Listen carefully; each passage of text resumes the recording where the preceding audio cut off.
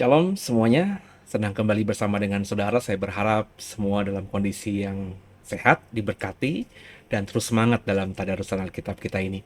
Dan sebelum kita melanjutkan tadarusan Alkitab, Kitab Zakaria pada malam hari ini, saya mengajak semua untuk satu dalam doa, kita berdoa. Bapak yang baik, terima kasih buat malam hari ini. Kami kembali boleh tadarusan Alkitab, Kitab Zakaria, kitab pertama di Perjanjian Lama yang kami tadarusin. Dan bicara kepada kami, jangan satupun kami yang kau lalui. Kami siap diberkati. Haleluya. Amin. Bapak Ibu, sambil kita siapkan Alkitab kita, Kitab Zakaria, Bapak Ibu bisa uh, bersaat teduh sejenak dan sambil kita memuji Tuhan dari hati kita. Haleluya. Naikkan syukurku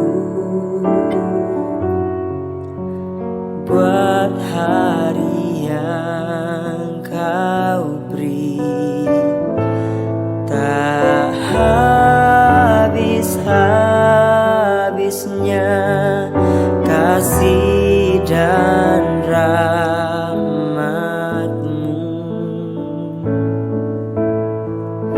Selalu baru dan tak pernah terlambat pertolongan-Mu, besar setia-Mu di sepanjang hidupku. Ya, Kitab Zakaria pasal yang ke-9, Bapak Ibu ya. Kita malam hari ini coba membahas pasal 9 dan pasal 10 ya. Karena ayatnya pendek-pendek Kitab Zakaria. Jadi mungkin tidak sampai 1 jam ya. Mungkin 30-an menit kita akan sudahi. Ya, nggak apa-apa ya. Kita pelan-pelan tapi kita berharap Tuhan memberkati kita semuanya. Pasal 9 perikopnya hukuman atas bangsa-bangsa di sekitar Israel. Ucapan ilahi. Firman Tuhan datang atas negeri Hadrak dan berhenti di Damsyik. Sebab kepunyaan Tuhanlah kota-kota Aram serta segala suku Israel. Juga Hamat yang berbatas padanya, pula Tirus dan Sidon, sekalipun mereka sangat bijaksana. Tirus mendirikan tembok benteng bagi dirinya dan menimbun perak seperti debu dan emas seperti lumpur di jalan. Namun sesungguhnya, Tuhan akan membuatnya miskin dan akan melontarkan kekuatannya ke dalam laut, dan kota itu sendiri akan habis dimakan api. Askelon akan melihatnya, lalu takut, juga Gaza, lalu gemetar sangat. Ekron pun, sebab harapannya sudah kandas. Dari Gaza raja akan binasa, Askelon tidak akan didiami lagi. Di Asdod akan diam keturunan campuran, dan kebanggaan orang Filistin akan kulenyapkan. Aku akan melenyapkan darah dari mulutnya dan kejijikan dari antara giginya, dan yang tinggal dari mereka pun akan menjadi kepunyaan Allah kita. Mereka akan dianggap seperti suatu kaum di Yehuda, dan orang Ekron seperti orang Yebus. Aku berkemah dekat rumahku sebagai pengawal terhadap mereka yang lalu lalang. Tidak akan ada lagi penindas mendatanginya, sebab sekarang aku sendiri telah mengindahkannya. Haleluya. Kembali saya mengingatkan semua yang mengikuti program Tadarusan Alkitab malam hari ini bahwa konteks ketika Zakaria menulis ini, bangsa Israel masih ada dalam pembuangan di Babel di zaman Raja Darius. Berarti masa ketika Nebukadnezar sudah tidak lagi berkuasa dan sudah mati, digantikan raja berikutnya yakni Raja Darius. Dan dalam masa-masa penantian akan pemulihan Tuhan atas Israel, Zakaria mendapatkan firman Tuhan dan bernubuat kepada umat Israel. Dan apa yang kita baca di pasal 9 ini bicara mengenai Tuhan berkata kepada Israel bahwa negeri-negeri di sekitar Israel yang hari itu ketika Zakaria mendapatkan nubuat ini, itu ya menguasai Yerusalem, mentertawakan Yerusalem, Israel, Yehuda dalam hal ini, menganggap bahwa Israel itu sudah tidak ada, Tuhannya Israel, Adonai itu sudah mati, tanda kutip gitu saudara ya. Ini Tuhan berjanji kepada Israel, kepada Yehuda, kepada orang-orang umat pilihan Allah yang ada di pembuangan di Babel lewat Nabi Zakaria bahwa mereka nanti yang saat ini sedang mengangkangi Yerusalem akan mendapatkan hukuman. Ya, nggak ada lagi disebutkan lagi ya semua tadi Aram lah, Tirus lah, Sidon lah dan lain sebagainya ya. Orang Filistin lah dan sebagainya ya. Dan memang ini yang terjadi ya. Apa yang dikatakan oleh Zakaria tergenapi ya. Paling tidak kalau kita ngomong di perjanjian baru saja beberapa negeri yang kita baca ada di sini ya, bangsa yang ada di pasal 9 ini sudah tidak ada ya. Bangsa Filistin di zaman perjanjian baru sudah tidak terdengar lagi ya. Dan tentu yang disebutkan di sini Asdod, Ekron itu kan kota-kota orang Filistin ya, kota-kota yang berisi pahlawan-pahlawan gagah perkasa yang sering berperang dengan Israel di zaman perjanjian lama. Dan Tuhan berjanji akan menghukum mereka semuanya. Bahkan kalau boleh jujur gitu ya, bangsa-bangsa yang mendiami kota-kota ini ya, hari-hari ini di tahun 2022 juga sudah tidak ada.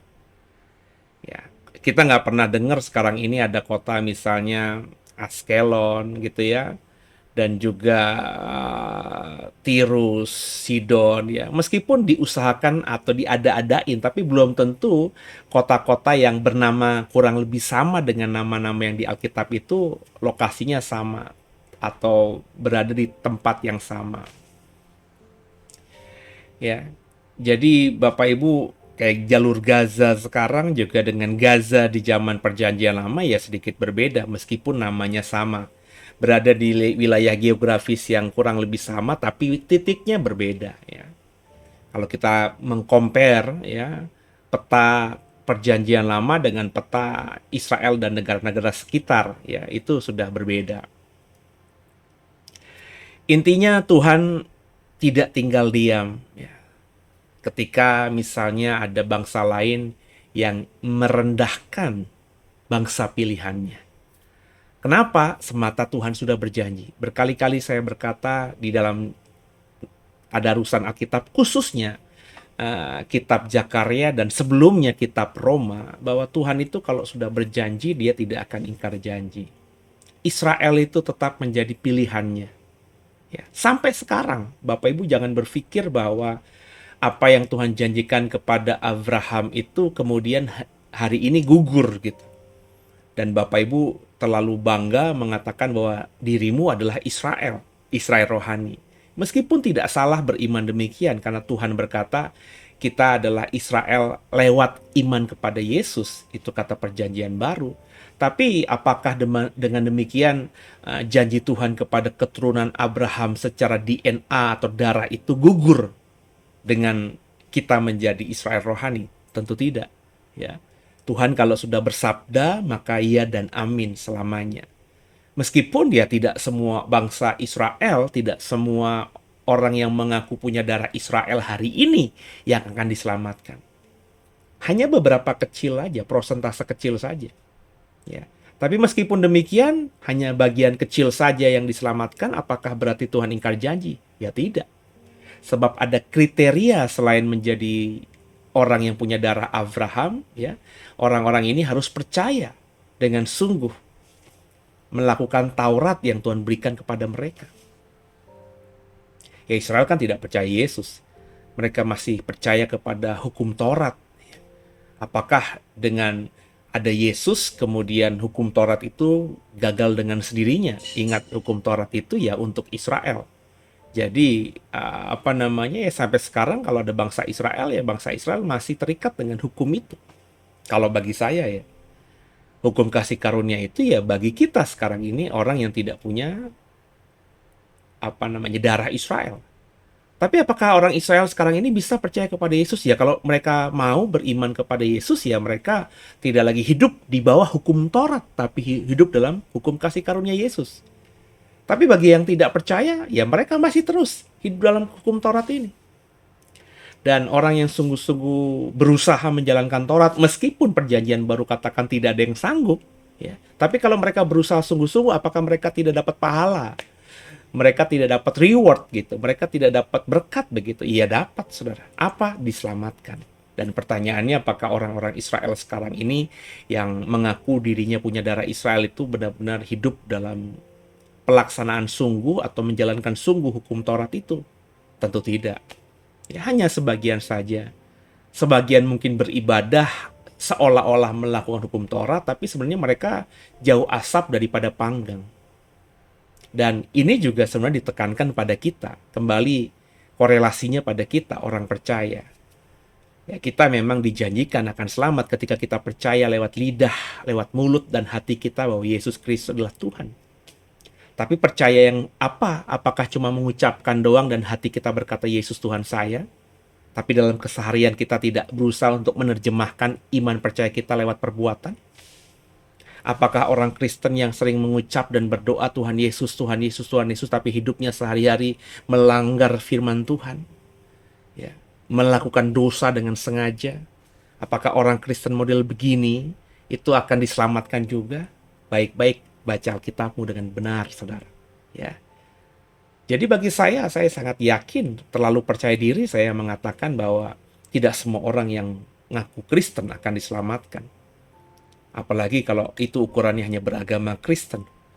Nggak penting beragama Kristen, saudara. Buat apa beragama Kristen punya agama yang namanya Kristen, tapi hidupnya tidak seperti Kristus? Nangkep ya, saudara ya? Jadi stempel keselamatan itu bukan agama. Agama itu ciptaan negara, ciptaan manusia. Dibuat oleh sekelompok orang. Ya. Agama itu seperti itu, saudara. Dan Alkitab kita, hukum kasih karunia di perjanjian baru, sama sekali tidak mengarahkan kita untuk menjadi orang yang memiliki agama. Atau Kristen itu difokuskan dan diarahkan untuk menjadi sebuah agama. Tidak. Tidak. Ya. Bagi saya, hidup menjadi seorang Kristen itu adalah lifestyle. Gaya hidup. Ya. Ketika kita benar-benar mengimani Yesus dan berusaha membuahi semua pengajaran Yesus lewat perbuatan kita dengan kuat gagah kita, dengan semaksimal mungkin, maka itulah yang disebut dengan seorang Kristen sejati. Ya, jadi bagi saya Kristen itu amalan, saudara. Beramal, melakukan perbuatan yang benar-benar mencerminkan ajaran Kristus. Bukan cuma perbuatan agamawi seperti hari Minggu gereja, baca Alkitab, itu bagus saja. Tapi bukan itu yang dimaksudkan oleh saya. Perbuatan itu ya dalam kehidupan sehari-hari. Bagaimana kita bisa terus memuji Tuhan lewat mulut lidah kita. Kita terus berkomunikasi dan memasrahkan diri hanya kepada Tuhan, bersyukur dalam segala hal. Bagaimana kita menyikapi hidup kita dengan beriman terus kepada Tuhan, tidak mengandalkan kekuatan kita, apalagi mengandalkan duniawi atau memuaskan keinginan daging semata-mata.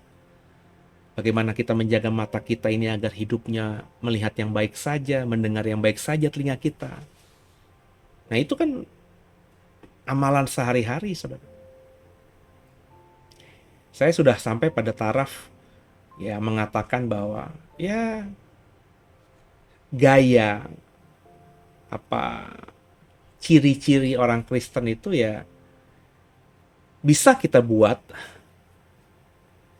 tapi bukan menjadi stereotype gitu ya. Dalam artian bukan menjadi ketika orang melakukan itu menjadi Kristen, tapi sudah menjadi naluri. Ya saya bilang tadi lifestyle, gaya hidup. Jadi ya keluar begitu saja, mengalir begitu saja, ya. tidak dibuat-buat dan tidak dilakukan ketika disorot sama kamera atau dilihat oleh mata orang. Bahkan ketika kita di kamar kita sendiri, ketika kita ada di ruangan kerja kita sendiri, ketika kita ada di mobil kita lagi sendiri, ketika kita di atas motor kita lagi sendiri, ketika kita sendiri itu kita tetap melakukan perbuatan-perbuatan yang memang nalurinya keluar dari dalam hati kita. Nah, saya berharap semua setelah mengikuti tadarusan ini ya mengerti bahwa itulah yang Tuhan mau. Ya. Jadi Tuhan berkata bahwa dalam konteks pasal 9 tadi, kitab Zakaria ini, Tuhan tuh ada dalam rumahnya Tuhan.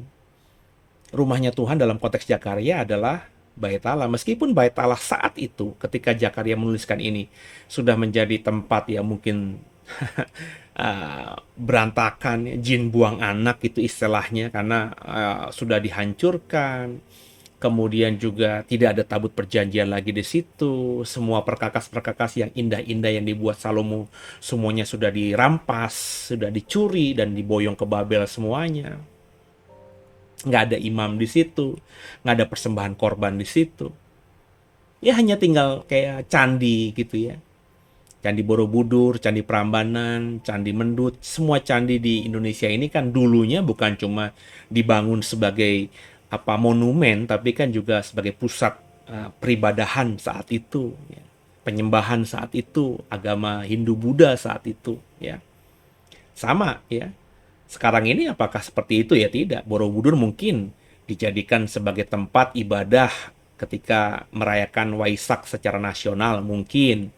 Ya, Prambanan juga mungkin dijadikan tempat misalnya peribadahan hari-hari suci khusus agama Hindu, mungkin. Tapi kan tidak setiap hari di situ ada biksu-biksu, ada pendeta-pendeta, ada pandita-pandita, ya.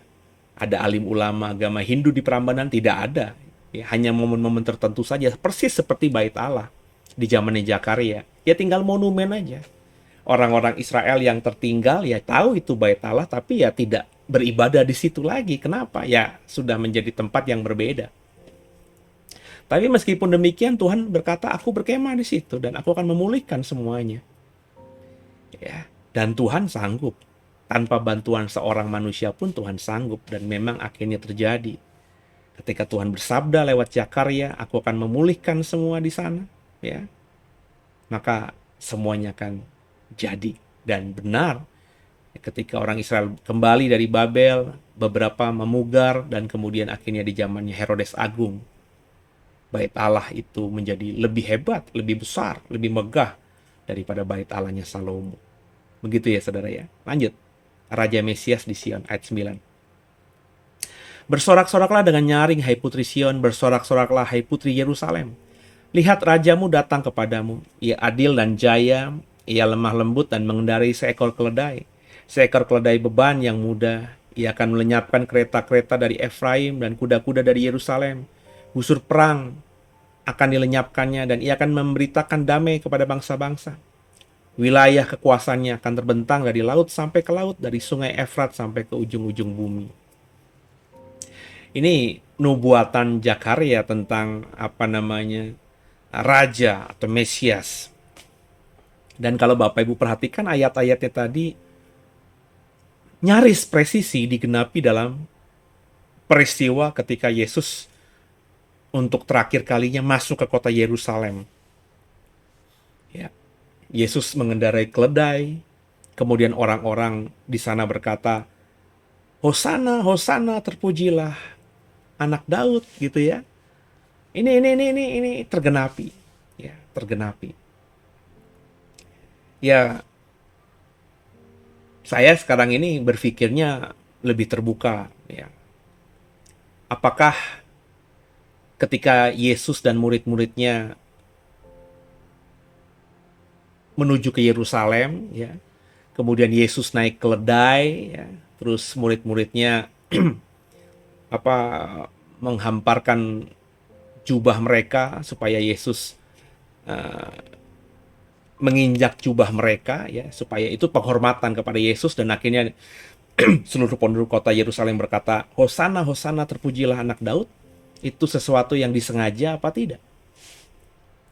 Kalau saya karena mengatakan bahwa Yesus adalah Tuhan dan Dia Maha Tahu itu bukan berarti Dia itu bisa melihat sekedar apa yang terjadi di masa depan, tapi juga Dia Maha Tahu akan firman yang pernah Dia ucapkan dan Dia nubuatkan kepada Zakaria. Dalam hal ini ada di ayat 9 sampai ayat yang ke-10 di Zakaria pasal 9. Ya, Yesus akhirnya menyuruh kan murid-muridnya, ambil keledai, masuk ke kota, ya, bilang guru meminjam. Dan murid-muridnya mengambil keledai itu, tidak ada yang menangkap mereka, tidak ada yang protes. Dan Yesus naik ke atas keledai. Kenapa? Karena bagi saya Yesus tahu Dia harus menggenapi nubuatan ini. Meskipun pada faktanya akhirnya ketika itu terjadi, orang-orang Yahudi ya tidak mempercayai Yesus sedang menggenapi apa yang dinubuatkan oleh Zakaria ini. Kalau saya melihatnya Yesus memang sengaja. Yesus tahu kok nubuatan ini. Dia kan yang berfirman kepada Zakaria sebagai Tuhan, ya. Dan dia harus menggenapi apa yang dia firmankan. Maka dia menyuruh muridnya mengambil keledai supaya apa? Supaya nubuatan ini tergenapi. Ya. Jadi kalau dibilang apakah Yesus sengaja? Iya. Apakah Yesus berwacana dengan melakukan hal itu dia ingin kita yang membacanya itu menangkap bahwa Yesus menggenapi nubuatan? Iya, bagi saya. Nggak ada masalah kalau bagi saya. Karena memang Yesus harus menggenapi ini. Alih-alih kita berpikir bahwa Yesus itu nggak sengaja menggenapi nubuatan ini. Itu bagi saya konyol. Kalau murid-murid mungkin tidak tahu apa yang mereka perbuat ketika Yesus meminta mereka untuk mengambil keledai muda. Karena mereka kan orang-orang biasa, nelayan-nelayan. Mungkin mereka tidak terlalu memperhatikan Taurat tentang nubuatan Mesias yang ada di kitab Zakaria ini. Bisa saja mereka melakukannya memang tidak tahu sama sekali. Tapi Yesus, Tuhan, Dia pasti tahu ketika dia menyuruh murid-muridnya itu dalam rencana untuk menggenapi nubuatan Zakaria ini. Ya. Jadi kalau kita sudah memahami gini, ya kita membaca Alkitab itu ya akhirnya terang. Dan kalau ada orang nggak sepakat sama penafsiran kita, ya kita santai aja gitu, saudara. Dulu mungkin beberapa tahun yang lalu saya mungkin tidak akan berpikir seperti ini. Ya. Bagi saya seperti kebanyakan orang awam lainnya ya mengatakan bahwa kita tahu akhirnya Yesus menggenapi nubuatan perjanjian lama ya karena kita hidup sekarang dari Roh Kudus yang menerangi kita. Tapi Yesus ketika melakukan hal itu dia tidak sengaja. Dulu saya berpikiran begitu, atau paling tidak berpikir bahwa Yesus sengaja melakukan itu. Tapi sekarang ya karena mungkin sudah dewasa usia juga, dewasa iman juga ya, saya berpikir lebih terbuka tentang apa yang ada di Alkitab. Dan bagi saya ini bukan pemikiran liberal, ini justru pemikiran yang bagi saya masuk akal. Wong Yesus tahu kok, masa dia melakukan sesuatu yang benar-benar dia nggak tahu? Dia tahu, dia harus mengapain, dia harus melakukan apa, dia tahu. Ya, dan akhirnya ketika dia mau melakukan itu untuk menggenapi nubuatan perjanjian lama, dia juga dalam kesadaran penuh mengetahui hal itu. Ayat 11 ya saudara ya, kita baca. Demikian firman Tuhan, Israel dipulihkan kembali. Mengenai engkau, oleh karena darah perjanjianku dengan engkau, aku akan melepaskan orang-orang tahananmu dari lobang yang tidak berair.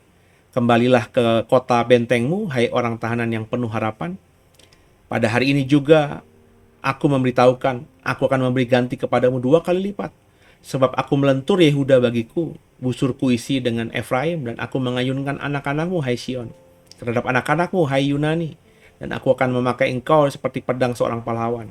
Tuhan akan menampakkan diri kepada mereka, dan anak panahnya akan melayang keluar seperti kilat.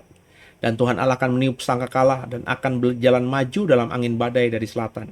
Tuhan semesta alam akan melindungi mereka, dan mereka akan menghabisi dan menginjak-injak pengumban-pengumban. Mereka akan minum darah seperti minum anggur, dan menjadi penuh seperti bokor penyiraman, seperti penjuru-penjuru mesbah. Tuhan Allah mereka akan menyelamatkan mereka pada hari itu, seperti kawanan domba umatnya itu. Sungguh, mereka seperti permata-permata mahkota yang berkilap-kilap, demikianlah mereka di tanah Tuhan. Sungguh alangkah baiknya itu, alangkah indahnya. Teruna bertumbuh pesat karena gandum, dan anak darah karena anggur.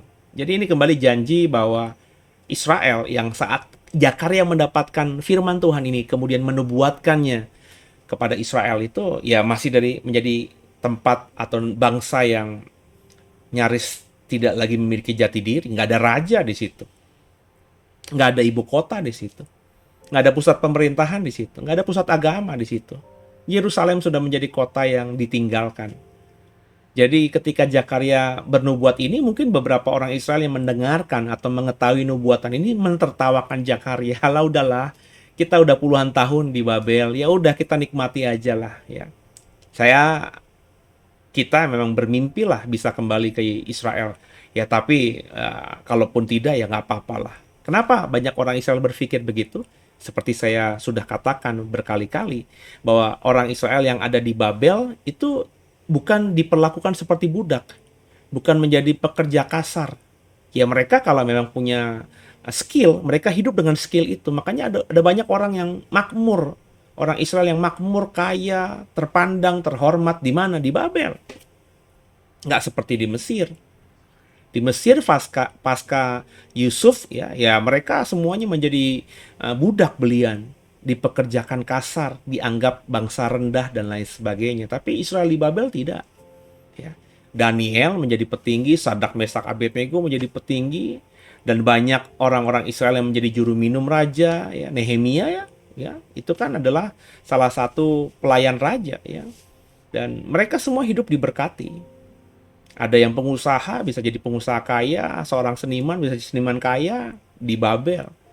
Ya, jadi mereka mungkin beberapa mentertawakan nubuatan Zakaria ini, tapi kalau Tuhan sudah berfirman, tergenapi. Israel dipulihkan Tuhan dengan luar biasa.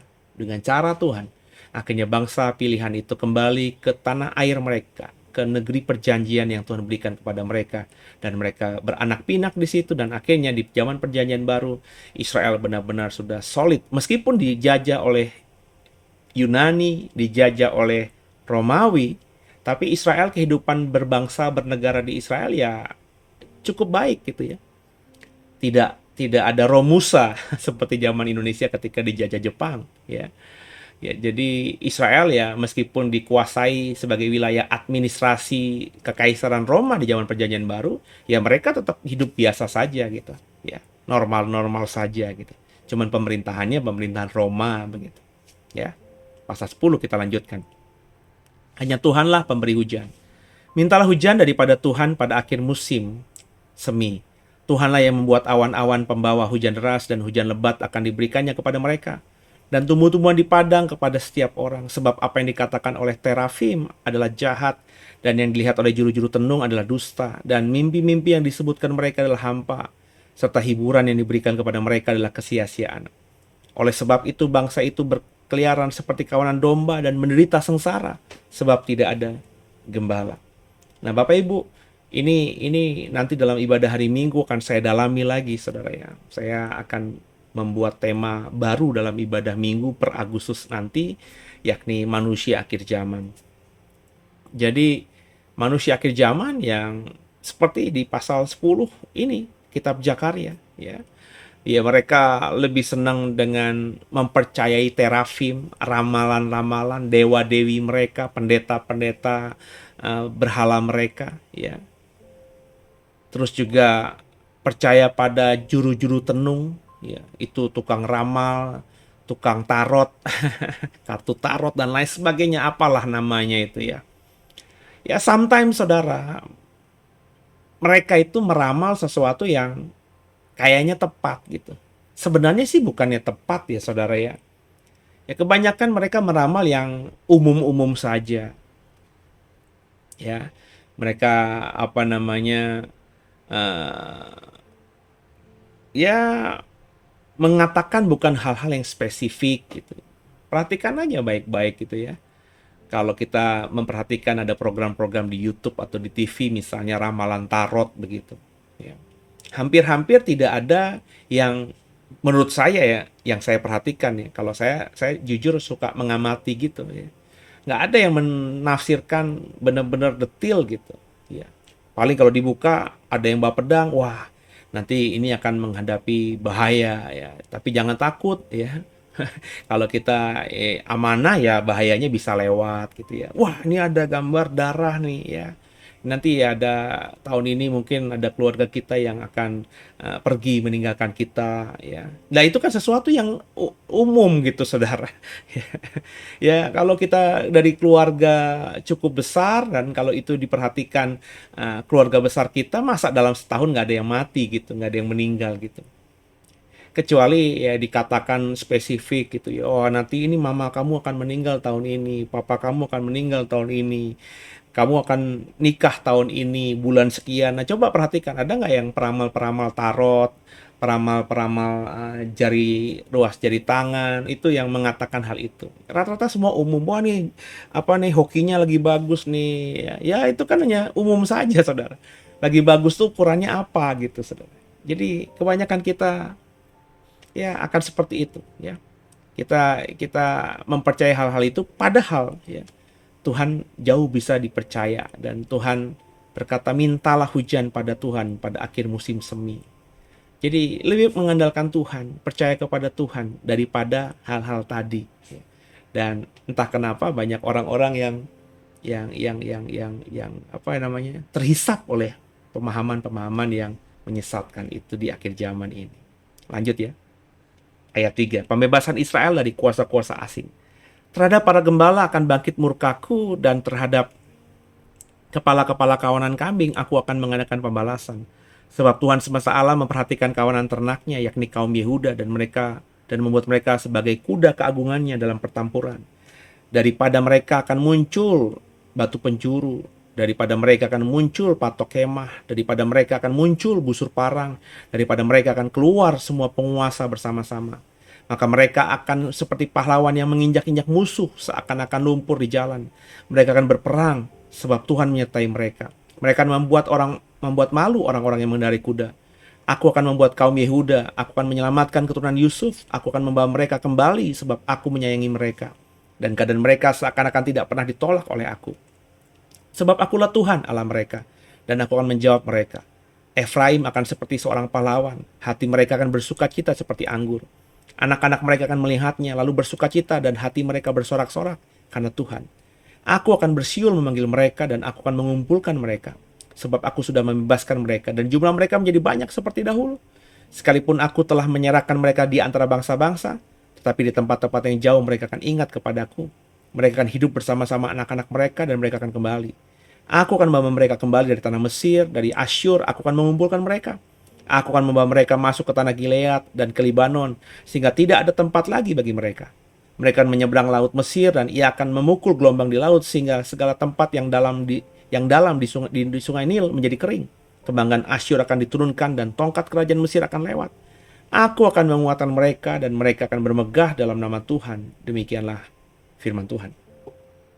Kembali ini kata-kata nubuatan tentang pemulihan Israel, ya, di mana Tuhan akan melepaskan Israel dari kuasa-kuasa asing yang membelenggu mereka ketika nubuatan ini turun kepada Israel lewat Nabi Zakaria.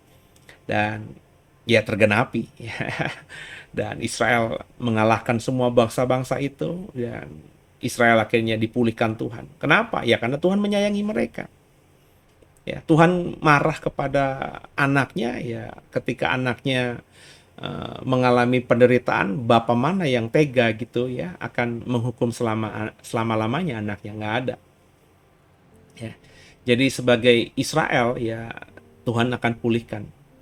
Tapi tentu sekali lagi saya ingatkan, bukan Israel seluruhnya, bukan seluruh orang Israel.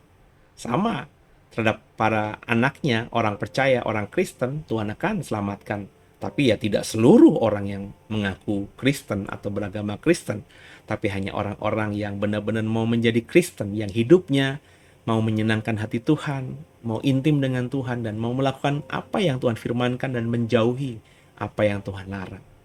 Nah, orang-orang seperti ini pasti akan diselamatkan.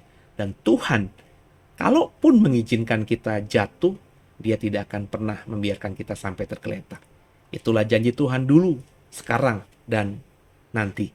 Makanya kita hiduplah dalam kalendernya Tuhan, dalam kasihnya Tuhan, dalam anugerahnya Tuhan. Sebab kalau kita sudah dalam tangan Tuhan, Tuhan pasti akan memulihkan kita. Haleluya. Tuhan Yesus memberkati semuanya. Semoga jadi berkat. God bless you.